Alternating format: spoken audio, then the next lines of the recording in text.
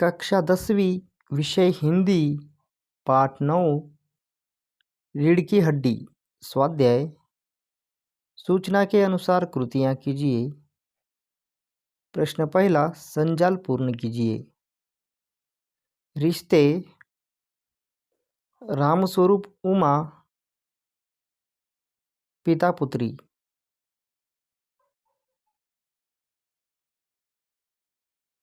पति पत्नी रामस्वरूप प्रेमा। शंकर गोपाल प्रसाद पिता पुत्र। नौकर मालिक रतन रामस्वरूप। प्रश्न दूसरा, कृति पूर्ण कीजिए। एक, व्यावसायिक शिक्षा के नाम। उत्तर, वकील, मेडिकल।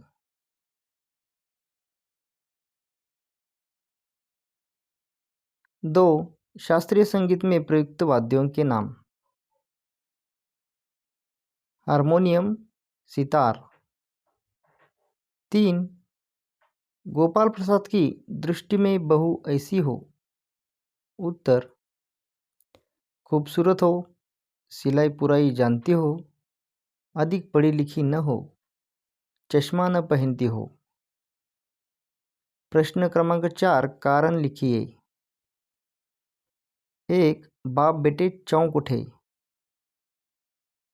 तो इसका कारण है, उन्होंने उमा के चेहरे पर सुनहरी रिम वाला चश्मा देखा। 2, उमा को चश्मा लगा। इसका कारण है, पिछले महीने उमा की आंखें दुखने लगी थी। 3, रामस्वरूप ने हारमोनियम उठाकर लाने को कहा। कारण, रामस्वरूप गोपाल प्रसाद और शंकर को दिखाना चाहते थे कि उनकी लड़की हारमोनियम बजाना जानती है। 4, उमा को गुस्सा आया। कारण, गोपाल प्रसाद उमा के चश्मे, उसके गाने बजाने, पेंटिंग, सिलाई और उसकी पढ़ाई आदि के बारे में एक के बाद एक प्रश्न करते जा रहे थे। प्रश्न 5वां, सूचनानुसार लिखिए। 1, कृदंत बनाइए। उत्तर, पढ़ना पढ़ाकू, समझना समझदार, सीना सीने वाला, चाहना चाहत। 2, शब्द युग्म पूर्ण कीजिए। पढ़े पढ़ाकू, सभा सोसाइटी, पेंटिंग वेंटिंग, सीधा सादा। अभिव्यक्ति, सुनी पढ़ी अंधविश्वास की किसी घटना में निहित आधारहीनता और अवैज्ञानिकता का विश्लेषण करके लिखिए। सुनी पढ़ी अंधविश्वास की किसी घटना में निहित आधारहीनता और अवैज्ञानिकता का विश्लेषण करके लिखना है। तो चलिए लिखते हैं। मेरी दादी बड़ी अंधविश्वासी है। उनका मानना था कि कोई घर से बाहर जा रहा हो और किसी को छींक आ जाए तो जाने वाले का काम पूरा नहीं होगा। किसी के बाहर जाते समय कोई छींक दे तो दादी बाहर जाने वाले को रोक देती थी। घर के सभी लोग उनकी इस आदत से परेशान थे। एक बार मेरे भाई का इंटरव्यू के लिए बाहर जाना था। ये इंटरव्यू हमारे ज़िले के सर्वश्रेष्ठ स्कूल में वाइस प्रिंसिपल के पद के लिए था। भाई काफ़ी दिनों से इसके लिए तैयारी और प्रतीक्षा कर रहे थे। मुझे बहुत खांसी जुकाम हो रहा था। जैसे ही भाई ने बैग उठाकर चलना चाहा, मुझे ज़ोर ज़ोर से छींकें आने लगी। दादी ने भाई को जाने नहीं दिया और उनका महत्वपूर्ण इंटरव्यू छूट गया। घर के सभी लोग इस घटना से बहुत दुखी हुए। मैंने दादी को समझाया कि छींक एक स्वाभाविक क्रिया है। जुकाम होने पर नाक में एक प्रकार की सरसराहट होती है। नाक में मौजूद नर्व सेल इसका संकेत मस्तिष्क को भेजते हैं। मस्तिष्क इसकी प्रतिक्रिया चेहरे, गले और छाती की मांसपेशियों को सक्रिय कर देता है, जिसके फलस्वरूप ये सब मिलकर तेज हवा में निकलकर बाहरी कणों को बाहर फेंक देते हैं। यही क्रिया 8 छींक है। दादी के मन में भी भाई के इंटरव्यू को लेकर अफसोस था। उन्होंने मेरी बात समझी और धीरे धीरे अपनी इस आदत को छोड़ दिया। निम्नलिखित वाक्यों में आए हुए अवयवों को रेखांकित कीजिए और उनके भेद दिए गए स्थान पर लिखिए। वाक्य, गाय को घर के सामने खूंटे से बांधा। इसमें है के सामने अव्यय भेद संबंध बोधक अव्यय। वाक्य वह उठा और घर चला गया। अव्यय और अव्यय भेद समुच्चय बोधक अव्यय। वाक्य अरे गौशाला यहाँ से 2 किलोमीटर दूर है। अरे अव्यय भेद विस्मयादिक बोधक अव्यय। वाक्य वह भारी कदमों से आगे बढ़ने लगे। आगे संबंध बोधक अव्यय। वाक्य उन्होंने मुझे धीरे धीरे हिलाना शुरू किया। धीरे धीरे क्रिया विशेषण अव्यय। मुझे लगा कि आज फिर कोई दुर्घटना होगी। आज क्रिया विशेषण अव्यय। वाक्य वाह वाह खूब सोचा आपने। वाह वाह विस्मयादिक बोधक अव्यय। चाची माँ के पास चली गई। के पास संबंध सूचक अव्यय। प्रश्न दूसरा, पाठ में प्रयुक्त अव्यय छांटिए और उनसे वाक्य बनाकर लिखिए। क्रिया विशेषण अव्यय। 1 धीरे धीरे। वाक्य मुन्ना धीरे धीरे चलने लगा। 2 ज़्यादा। वाक्य बीमारी से अभी उठे हो, ज़्यादा मत खाओ। संबंध सूचक अव्यय। 1 के पास। वाक्य हमारे स्कूल के पास नदी बहती है। 2 के साथ। वाक्य टॉमी गाड़ी के साथ दौड़ रहा है। समुच्चय बोधक अव्यय। 1 की। वाक्य गांधी जी ने कहा था कि गाय करुणा की कविता है। 2 और। वाक्य दुर्योधन और कर्ण की मित्रता अनमोल थी। विस्मयादि बोधक अव्यय।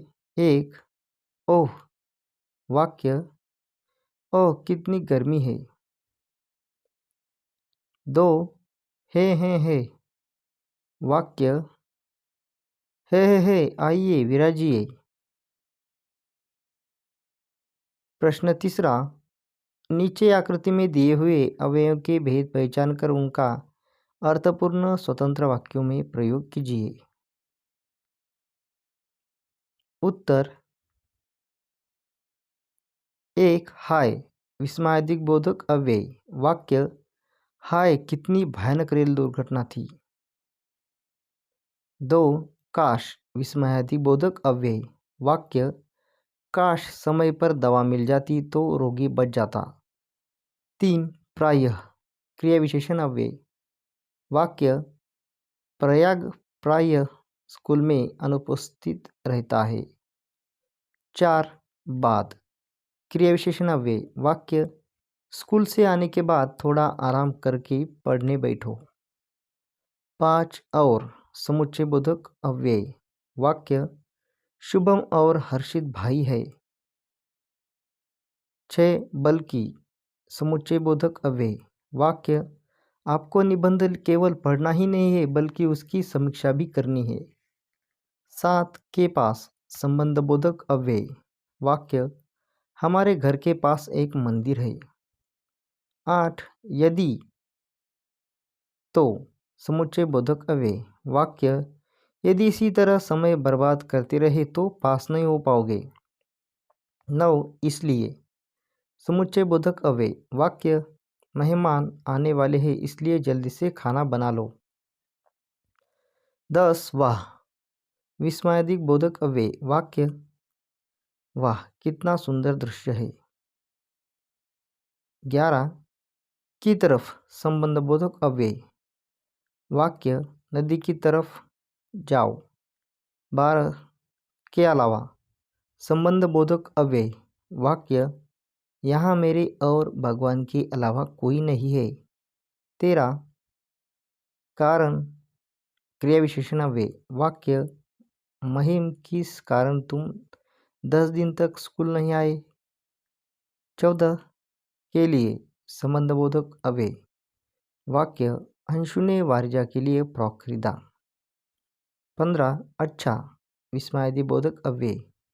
वाक्य अच्छा स्तुति भी नृत्य में भाग लेगी। 16 क्योंकि समुच्चयबोधक अव्यय। वाक्य अनुज कल स्कूल नहीं आया था क्योंकि बीमार था। सत्र नहीं तो समुच्चयबोधक अव्यय। वाक्य खेल कूद छोड़कर पढ़ाई पर ध्यान दो नहीं तो फेल हो जाओगे। अपने परिसर में विद्यार्थियों के लिए योग साधना शिविर का आयोजन करने हेतु आयोजक के नाते विज्ञापन तैयार कीजिए। उत्तर विज्ञापन दिनांक 5/8/2023। सभी विद्यार्थियों को सूचित किया जाता है कि हमारे विद्यालय परिसर में आगामी 10 अगस्त 2030 से 17 अगस्त 2030 तक योग साधना शिविर का आयोजन किया जा रहा है। 3 दिवसीय इस योग साधना शिविर का आरंभ सुबह 7 बजे से होगा और 10 बजे तक चलेगा। विद्यालय के सभी विद्यार्थियों से अनुरोध है कि वह अधिक से अधिक संख्या में इस योग साधना शिविर में भाग लेकर योग के महत्व को समझे और योग साध को अपने जीवन की नियमित क्रिया बनाने की विधि सीखे। जो विद्यार्थी योग साधना शिविर में भाग लेना चाहते हैं वह अपना नाम विद्यालय के कक्ष संख्या 23 में शिविर आयोजक के पास दर्ज करवा दे। धन्यवाद। अक्षय कुलकर्णी, आयोजक, योग साधना शिविर, विवेकानंद महाविद्यालय, पुणे।